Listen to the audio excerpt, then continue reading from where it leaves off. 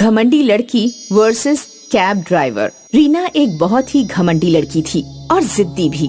वह अपनी माँ का भी कहना नहीं मानती थी, जो वो कहती उसको गलत साबित करती थी। रीना, तुम इतने छोटे छोटे कपड़े मत पहना करो, अब तुम बड़ी हो गई हो।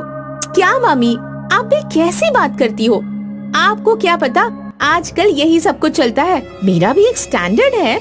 बेटा, स्टैंडर्ड तो ठीक है, पर माहौल भी तो देखो। हाँ हाँ, सब ठीक है, देखा है आपका माहौल। रीना अपने छोटे कपड़ों में ही घर से बाहर निकल जाती है और अपने दोस्तों के साथ पार्टी में घुल मिल जाती है। पार्टी में जाकर वह ड्रिंक करती है, जो कि ज्यादा ही हो जाता है।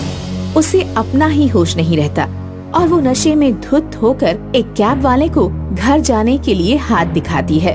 हाँ जी मैम, कहिए, आपको मैं कहाँ छोड़ दूँ? मुझे घर जाना है। कहाँ है आपका घर? मुझे नहीं पता, जल्दी से गाड़ी का दरवाजा खोलो। मैडम, आपको जाना कहाँ है? मुझे अशोक मोहल्ला जाना है, मुझे जल्दी से छोड़ दो। रमेश अशोक मोहल्ला की तरफ अपनी कार को मोड़ देता है और जैसे ही अशोक मोहल्ला आता है, मैडम, आपका मोहल्ला आ गया है। रीना नशे की हालत में झूमती हुई रमेश को कुछ पैसे देती है। ये लो तुम्हारा किराया। मैडम, मेरे पास खुले नहीं है। तुमसे खुले कौन मांग रहा है? रखो इन्हें अपने पास। रीना जैसे ही लड़खड़ाती हुई जाने लगती है, रमेश उसको पकड़ लेता है। मैडम, आप तो चलने की हालत में नहीं है। आओ, आपको घर छोड़ देता हूँ। तुम छोटे लोग मुझे मेरे घर में छोड़ोगे? जाओ, अपना काम करो।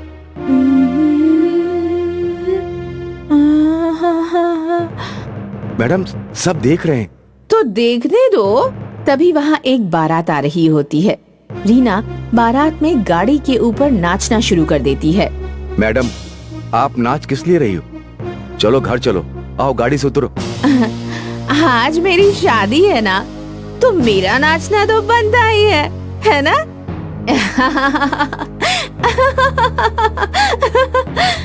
चलो अब घर चलो, तुम होश में नहीं हो। और उसका हाथ पकड़ लेता है। रीना अपना हाथ छुड़ा देती है। रमेश जैसे ही हाथ छुड़ाता है, वह लड़खड़ा कर गिर जाती है। रमेश उसको उठाकर उसके घर पहुंचा देता है और दरवाजा खटखटाता है। कौन है? दरवाजा खोलो, मैं हूँ। कविता दरवाजा खोलती है तो रमेश के हाथों रीना को देखकर आश्चर्यचकित हो जाती है और कहती है, रीना, रीना, क्या हुआ? रीना बेहोश होती है। माँ जी, ये आपकी बेटी है? हाँ, मेरी बेटी है, पर इसे हुआ क्या है? और तुम्हें ये कहाँ मिली? क्या हुआ इसे? माँ जी, ये मुझे नशे की हालत में मिली थी। मैं नहीं आ रहा था, पर मैंने इन्हें इस हालत में सड़क पर छोड़ना सही नहीं समझा। बहुत बहुत धन्यवाद बेटा, तुमने मेरी बेटी को घर तक छोड़ा। इसने इतनी शराब पी कहाँ से? रमेश वहाँ से चल देता है। कविता रीना को घर के अंदर ले जाती है, नींबू पानी पिलाती है, जिससे उसे होश नहीं आता। अगले दिन जब रीना को होश आ जाता है, मैं कहाँ हूँ? और मेरा सिर दर्द के मारे फटा जा रहा है। सर तो तेरा फटना ही चाहिए, तूने काम ही ऐसे किए हैं। क्या किया है मैंने जो सुबह सुबह शुरू हो गई? पता है रात को क्या हुआ था? क्या हुआ था रात को? रात को तूने इतनी शराब पी रखी थी कि तेरा चलना भी मुश्किल था। वो तो भला हो उस कैब वाले का जो तुझे घर तक छोड़कर गया, नहीं तो पड़ी होती तू किसी सड़क के किनारे और ना जाने तेरे साथ क्या हुआ होता। माँ, मुझे सच में कुछ याद नहीं कि रात को क्या हुआ था। और वो कैब वाला कौन था? पता नहीं, वो तुझे छोड़कर चला गया। बेचारा बहुत शरीफ था। कविता अपने काम में लग जाती है। रीना नहा धोकर दोबारा तैयार होकर घर से निकलती है। जैसे ही वह घर से निकलती है, रास्ते में एक कैब से टक्कर होते होते वो बच जाती है और रीना को बहुत गुस्सा आता है। वो गुस्से में दमदमाती हुई उसकी गाड़ी की चाबी निकाल लेती है। कैब वाला और कोई नहीं, रमेश ही होता है। मैडम, मेरी गाड़ी की चाबी क्यों निकाल ली आपने? तुझे दिखाई नहीं देता? मुझे मारने की कोशिश कर रहा था। अगर रास्ते में मेरा एक्सीडेंट हो जाता तो उसका खामियाजा कौन भरता? मैडम, मैं आपको क्यों मारूंगा? आप उल्टी दिशा में चल रही थी। गलती करने के बाद मुझसे जबान लड़ाता है। और रीना रमेश को कई थप्पड़ मार देती है। वहीं पास में एक पुलिस वाला आ जाता है और घटना को जाने बिना रमेश को पुलिस स्टेशन ले जाता है। जब कविता को इस बारे में पता चलता है तो वह भी पुलिस स्टेशन आ जाती है। रीना, ये सब क्या है? माँ, एक तो ये गलती करता है, ऊपर से जबान चला रहा था। देखो ना, मेरे ऊपर गाड़ी चढ़ाते चढ़ाते रह गया। मेरा एक्सीडेंट हो जाता तो उसके बाद अपनी गलती भी नहीं मानता, तो मैंने इसकी पुलिस कंप्लेन कर दी है। तू जानती भी है इसको? ये कौन है? मुझे क्या करना है इसको जानकर? ये वही कैब वाला है जिसने तुझे नशे की हालत में घर पहुंचाया था। चाहता तो ये कल रात ही तेरे साथ कुछ भी कर सकता था, पर ये शरीफ इंसान है, तुझे नुकसान नहीं पहुंचाया। ये क्या कह रही हो माँ? मैं सच कह रही हूँ। अगर ये नहीं होता तो तू भी नहीं होती कल रात। मुझे माफ कर दो, मुझसे बहुत बड़ी गलती हो गई। मैं नहीं जानती थी कि मैंने गुस्से में आकर तुम्हारे साथ गलत व्यवहार किया और तुम्हारी बेइज्जती के साथ साथ तुम्हारी पिटाई भी की। मैं सच में अपने किए पर शर्मिंदा हूँ, मुझे माफ कर दो। मैडम, वो सब तो ठीक है, पर किसी के ईमानदारी का इतना भी फायदा मत उठाओ कि वो बेईमान हो जाए। आपने मेरी गाड़ी की चाबी लेकर मेरी बहुत बेइज्जती की, फिर भी मैं नारी का सम्मान करता हूँ। चाहता तो मैं भी आप पर हाथ उठा सकता था, पर ये मेरा ईमान नहीं है। मैं महिलाओं का सम्मान करता हूँ। मुझे आपसे मिलकर बहुत अच्छा लगा। आज के बाद मैं किसी से भी इस तरह का व्यवहार नहीं करूँगी और तुम्हारी पुलिस कंप्लेंट मैं वापस लेती हूँ। मुझे माफ कर दो। रीना अपनी पुलिस कंप्लेंट वापस ले लेती है और पुलिस रमेश को रिहा कर देती है।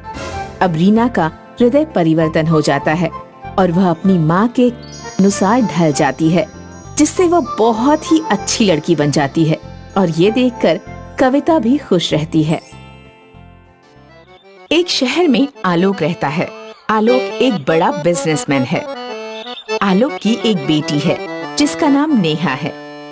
आलोक की पहली पत्नी की कैंसर के कारण मृत्यु हो गई। अब आलोक ने दूसरी शादी रंजना से की है। रंजना आलोक और नेहा का बहुत ध्यान रखती है। रंजना सुबह सुबह आलोक के लिए बेड टी लेकर आई। अरे रंजना, तुम सिर्फ हम दोनों का ही ध्यान रखती हो, अपना भी ध्यान रखा करो। तुम दोनों के अलावा अब है भी कौन मेरा? हाँ, लेकिन तुम सुबह देर तक सो जाया करो। ये चाय वगैरह मैं खुद ही बना लूंगा। अच्छा सुनो, मैं तुम्हें बताना ही भूल गया कि मुझे 1 महीने के लिए विदेश जाना है। तुम अपना और नेहा का ध्यान रखना। पर हम दोनों 1 महीने तक कैसे रहेंगे? मैं रोजाना वीडियो कॉल करता रहूंगा। मुझे भी कुछ काम था। हाँ बोलो ना। ये नेहा के स्कूल का फॉर्म था, इस पर आपके साइन चाहिए थे। अरे तुम इतनी सफाई क्यों दे रही हो? मैं तुम पर विश्वास करता हूँ। लाओ, बिना पढ़े ही साइन कर देता हूँ। पहले आप पढ़ तो लो। तुमने पढ़ लिया मतलब मैंने भी पढ़ लिया। आपको कब निकलना है विदेश? आज शाम को ही मैं अपने एटीएम और क्रेडिट कार्ड देकर जाऊंगा और घर पर रखा कैश भी तुम इस्तेमाल कर लेना। आलोक ने पेपर्स पर साइन कर दिए और शाम को विदेश भी चला गया। नेहा अपने कमरे में सो रही है। आज उसको जगने में बहुत लेट हो गया। नेहा की आंख खुली तो उसने देखा कि आज माँ ने जगाया नहीं है। माँ, आज आपने जगाया क्यों नहीं? और नाश्ता भी नहीं है? हाँ हाँ, तेरी ही सेवा में तो लगूंगी मैं, क्योंकि तू तो कहीं की महारानी है ना, जो हर सुबह तुझे जगा कर नाश्ता कराऊं। माँ, सब ठीक है ना? हाँ, सब ठीक है। जाकर अब किचन में बर्तन मांज ले। माँ, मुझे तो बर्तन मांजने आते ही नहीं है। मांजने नहीं आते तो बर्तनों में खाना कैसे आता है? चुपचाप जा और सारे बर्तन साफ कर दे। और हाँ, बिल्कुल चमचमाते हुए बर्तन चाहिए मुझे, वरना मुझसे बुरा कोई नहीं होगा। आज माँ को क्या हो गया है? मेरे साथ इतना अजीब और गंदा बर्ताव क्यों कर रही है? अब जल्दी से बर्तन धो देती हूँ। अगर समय से बर्तन ना धोए तो ना जाने ये क्या करे। नेहा किचन में जाकर जैसे तैसे बर्तन साफ करती है और उसको अपने मम्मी पापा की बहुत याद आती है। नेहा ने बर्तन साफ किए और अपने कमरे में चली गई। दोपहर को नेहा को भूख लगी और वो अपने कमरे से बाहर आई। उसने देखा कि रंजना सोफे पर बैठी है और टीवी देख रही है। मुझे समझ भी नहीं आ रहा कि माँ से खाना मांगूं या नहीं। वैसे ऐसा भी तो हो सकता है कि सुबह उनका मूड किसी बात को लेकर खराब हो, लेकिन अगर ऐसा होता तो आज माँ ने मुझे खाने के लिए आवाज क्यों नहीं लगाई? माँ रोज तो ऐसा करती थी। पापा के जाने के बाद से यही चल रहा है। रंजना की नजर नेहा पर पड़ जाती है। क्या हुआ? क्यों खड़ी है? माँ, भूख लगी है। अरे ये भिखारी लोग भी ना चैन से नहीं रहने देते, कभी कुछ कभी कुछ। चल जा, किचन में जा और खाना रखा है, उठाकर खा ले। ठीक है माँ, लेकिन बर्तन भी साफ करके रख देना। नेहा किचन में गई तो उसने देखा कि वहाँ रात का बासी खाना है। नेहा की माँ के पास जाने की हिम्मत नहीं हुई, इसलिए उसने वही खाना रोते हुए खा लिया। इस प्रकार 1 महीना बीत गया और आलोक के वापस आने का समय हो गया। रंजना बेड पर बैठकर इंस्टाग्राम चला रही है। आलोक आज पूरे 1 महीने बाद घर आया, लेकिन रंजना ने उसे इग्नोर कर दिया। रंजना, तुम मुझे ऐसे इग्नोर क्यों कर रही हो? अरे भाई, मैं इतने दिनों बाद घर आया हूँ, क्या तुमको खुशी नहीं हुई? ओ हाँ, समझ गया, मैं तुम्हें वीडियो कॉल नहीं कर पाया, शायद इसीलिए मुझसे नाराज हो। रंजना, मैं बहुत टेंशन में था और अब मुझे फीवर भी है। इतने पागल क्यों हो जा रहे हो? क्यों इतना शोर कर रहे हो? अरे विदेश से आए हो ना, कोई फौज से थोड़ी ना आए हो जो घर को इतना सिर पर उठा कर रखा है। मतलब ये क्या हो गया है तुम्हें? मैं इतनी टेंशन में हूँ, फिर भी खुश होने की कोशिश कर रहा हूँ, लेकिन तुम मुझसे ऐसे बात कर रही हो। मैं अभी अपने दोस्तों के साथ व्यस्त हूँ, सभी इंस्टाग्राम पर चैट कर रहे हैं। रुको, अभी बाद में बात करते हैं। रंजना अपने फोन पर लग जाती है। आलोक गुस्से में कमरे से बाहर निकल आता है। नेहा बाहर खड़ी होकर सारी बातें सुन रही है। वो अपने पापा को 1 महीने में हुई सारी बातें बताती है। आलोक बुखार से तप रहा है, लेकिन उसका ध्यान नेहा रखती है। रंजना उठकर भी नहीं आती। क्या हुआ पापा, आप किस टेंशन में हो? बेटा, अब तेरे अलावा कौन है सुनने वाला? हमारी कंपनी डूब गई और मुझ पे अब बहुत कर्जा हो गया है। कोई बात नहीं पापा, आप टेंशन मत लो, सब ठीक हो जाएगा। नेहा आलोक का अब और भी ज्यादा ध्यान रखती है।